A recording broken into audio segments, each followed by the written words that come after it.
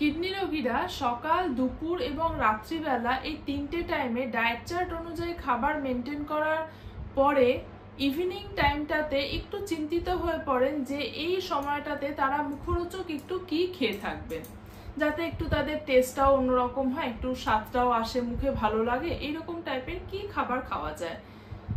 সেই জন্য তারা বিভিন্ন রকমের বাইরের থেকে খাবার আনিয়ে খাওয়া বা এই সমস্তগুলোর হ্যাবিট তৈরি করে থাকেন, কিন্তু এক্ষেত্রে কিন্তু তাদের ব্লাড রিপোর্টসে সেটা হ্যাম্পার হতে পারে, ক্ষতি করতে পারে। ইউরিয়া, ক্রিয়েটিনিন, সোডিয়াম, পটাশিয়াম এগুলো বেড়ে যেতে পারে। তো সেক্ষেত্রে তারা যেটা করতে পারেন, আমি এর আগে ভিডিওতে একটা বলেছিলাম যে রোল, চাউমিন, মোমো এগুলো তারা খেতে পারবেন বাড়িতে বানিয়ে, কিন্তু সেগুলো সব সময় ডেইলি বেসিসে বানিয়ে খাওয়া কিন্তু সম্ভব না। তো মোটামুটি ডেইলিকার বেসিসে কিছু ইভিনিং স্ন্যাক্স এমন হওয়াটা দরকার যেটা কিনা একজন কিডনি পেশেন্ট অনায়াসে বাড়িতে বানিয়ে খেতে পারবেন। নমস্কার, আমি দেবপ্রিয়া সাহা, আপনাদের জাস্ট ডায়েট চ্যানেলে সবাইকে স্বাগত জানাচ্ছি। আজকে আমি যেই বিষয়টা নিয়ে আলোচনা করব, মেনলি যে বিষয় দুটো নিয়ে আলোচনা করব, সেটা হচ্ছে ইভিনিং স্ন্যাক্সে পেশেন্টরা কিডনি রোগীরা কি কি খাবার খেতে পারবেন আর সেটা কিভাবে বানিয়ে খেতে পারবেন। তাহলে চলুন শুরু করা যাক। প্রথমত হচ্ছে যে তিনটে ইভিনিং স্ন্যাক্সের কথা আমি বলবো, সেটা হচ্ছে প্রথমত হচ্ছে ভেজ স্যান্ডউইচ, দ্বিতীয়ত হচ্ছে নুডলস, 3 নম্বর হচ্ছে খইয়ের পোলাও। চলুন তাহলে দেখে নেওয়া যাক যে এই রেসিপিগুলো কিভাবে একজন কিডনি পেশেন্ট বাড়িতে বানাবেন, কিডনি ফ্রেন্ডলি উপায়ে সেগুলো বানানো যেতে পারে। প্রথমেই আসছি আমি ভেজ স্যান্ডউইচে।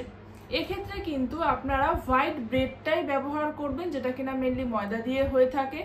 যদি আপনারা অর্গানিক ব্রাউন ব্রেড পেয়ে থাকেন তাহলে সেই ব্রাউন ব্রেড ব্যবহার করতে পারেন। নর্মাল যে সমস্ত ব্রাউন ব্রেডগুলো পাওয়া যায় সেগুলো কিন্তু অনেক সময় চিনিটাকে ক্যারামেলাইজড করে সেই ব্রাউন কালারটাকে কিন্তু ব্যবহার করা হয়ে থাকে, তো এটা একটুখানি আপনাদের দেখে নিতে হবে।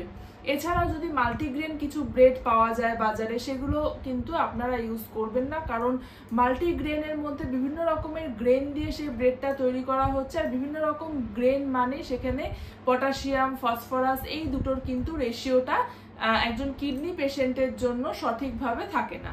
তো সেক্ষেত্রে আপনারা হোয়াইট ব্রেডটাকেই চুজ করবেন, সেটা 2 পিস মতন নেবেন, তার বেশি না, তাহলেই হবে। নেক্সট হচ্ছে যেটা কিনা আপনারা কিভাবে বানাবেন।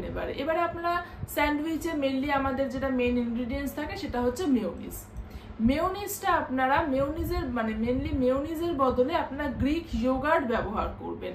গ্রিক ইয়োগার্টটা কিন্তু যথেষ্ট একটা হেলদি অপশান এই মেয়োনিজের তুলনায়।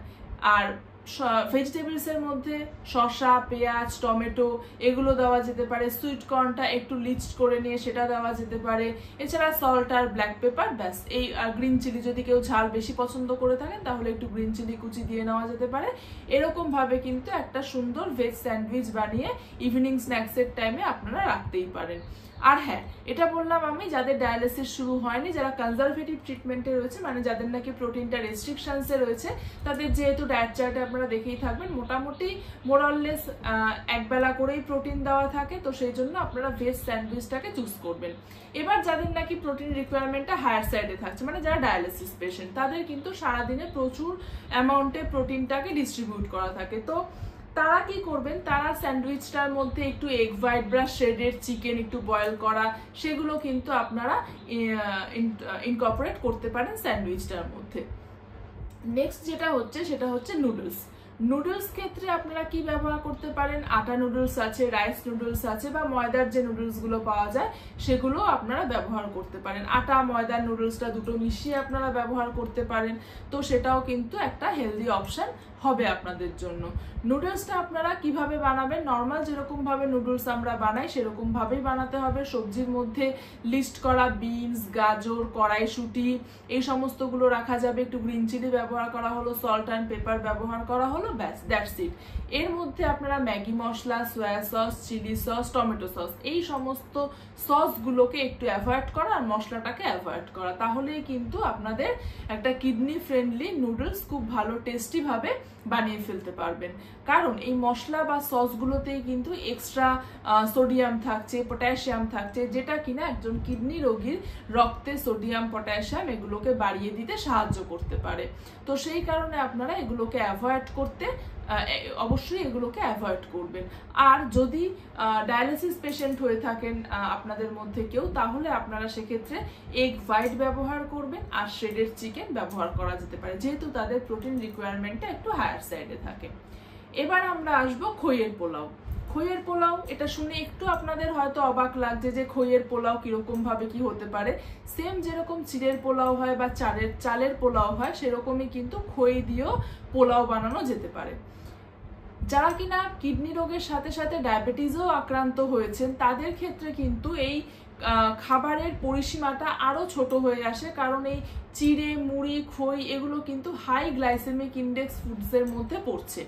তো এইগুলো যদি হাই গ্লাইসেমিক ইন্ডেক্স ফুডসগুলো মানে হচ্ছে গিয়ে আপনাদের শরীরে ব্লাড সুগারের লেভেলটা বাড়িয়ে দিচ্ছে। তো সেক্ষেত্রে সেগুলো আপনাদেরকে বাদ দিয়ে দিতে হচ্ছে যে না, এগুলো আমরা খেতে পারবো না, এগুলো খেলে আমাদের ব্লাড সুগার লেভেল বেড়ে যাচ্ছে। এবার যদি আপনারা এই জিনিসগুলোকে মানে যেরকম আমি বলছি যে ধরুন খইটাকে পোলাওয়ের মতন বানিয়ে খান, মানে খইটা অল্প পরিমাণে গেল, তার সাথে বেশিরভাগ অ্যামাউন্টের সবজি গেল। সবজি মানেই সেখানে ডায়েটারি ফাইবার, পেটটা অনেকটা ভরাও থাকবে, কিন্তু আপনার ব্লাড সুগার লেভেলটা সেক্ষেত্রে বাড়বে না, কারণ খইটা খুবই অল্প পরিমাণে সেখানে দেওয়া হয়েছে, সবজিটাই বেশি পরিমাণে দেওয়া হয়েছে পেটটা ভরানোর জন্য। সেই জন্য এই চিড়ে, মুড়ি, খই এগুলোকে এরকম শুধু না খেয়ে, যেরকম আমি খইয়ের একটা রেসিপি বললাম, খইয়ের পোলাও বানিয়ে কিন্তু আপনারা খেতে পারেন। সেম যেরকম ভাবে চিড়ের পোলাও বানানো হয়, সেরকম ভাবেই আপনারা বাড়িতে খইয়ের পোলাও বানাতে পারবেন। কিভাবে বানাবেন একটু বলে দিচ্ছি আপনাদের। প্যানে অল্প করে তেল নিয়ে তাতে গোটা সর্ষে, কারি পাতা, শুকনো লঙ্কা এগুলোকে একটু ফোড়ন দিয়ে নিতে হবে। ভালো করে ভেজে নিয়ে মানে একটু ক্র্যাকেল হয়ে গেলে সেখানে পেঁয়াজ কুচি দিয়ে ভালো করে সেটাকে কুক করতে হবে। তারপর সেখানে কাঁচা লঙ্কা কুচি দিতে হবে আর লিস্ট করা ভেজিটেবলস মানে বিনস, গাজর, কড়াইশুঁটি, সুইট কর্নও একটু দিতে পারেন। এই সমস্ত লিস্ট করা সবজিগুলো দিয়ে ভালো করে কুক করে নিতে হবে। তারপরে খইটাকে দিয়ে সেক্ষেত্রে ভালো করে নেড়ে চেড়ে নিতে হবে। খইটা একটু নরম নরম হবে খেতে, কিন্তু তাহলে কি হবে, আপনার তো একটা রেসিপি বাড়লো না, সেক্ষেত্রে খাওয়ার একটা আইটেম আপনার বাড়লো, আপনার ব্লাড সুগার লেভেলটারও কোনো সমস্যা হবে না, আপনার পেটটাও ভরবে। তো সেক্ষেত্রে আপনারা কিন্তু এটাকে রাখতেই পারেন। আর কোনো রকমের মশলা টশলা কিছু ব্যবহার করবেন না এতে। প্লেন সল্ট আর একটু ব্ল্যাক পেপার এতে ব্যবহার করতে পারেন অল্প করে, তাহলে কিন্তু খেতে একটু বেশ টেস্টি লাগবে। তাহলে আপনারা আশা করি এই তিনটে আইটেম যে আমি বললাম, এই তিনটে আইটেম একজন কিডনি রোগীর ইভিনিং স্ন্যাক্সে আপনারা কিন্তু অনায়াসে ইনক্লুড করতে পারেন। এছাড়াও যদি কিছু কোয়ারিজ থাকে আপনাদের ডায়েট নিয়ে, অবশ্যই আমাদের জাস্ট ডায়েটের যে হোয়াটসঅ্যাপ গ্রুপটা আছে সেটাতে আপনারা জয়েন করুন। ডেসক্রিপশন বক্সে আমি লিঙ্ক দিয়ে দিচ্ছি, সেই লিঙ্কের থ্রুতে জয়েন করবেন। আর হ্যাঁ, যদি কারোর ডায়েট কনসালটেশন নিতে হয়, অবশ্যই নিচের যে দেওয়া নাম্বারটা রয়েছে সেই নাম্বারটাতে যোগাযোগ করে ডায়েট কনসালটেশন আপনারা নিতে পারেন, আমার সাথে যোগাযোগ করে নিতে পারেন। আর চ্যানেলটাকে কিন্তু সাবস্ক্রাইব করতে ভুলবেন না। নমস্কার, সুস্থ থাকুন, ভালো থাকুন।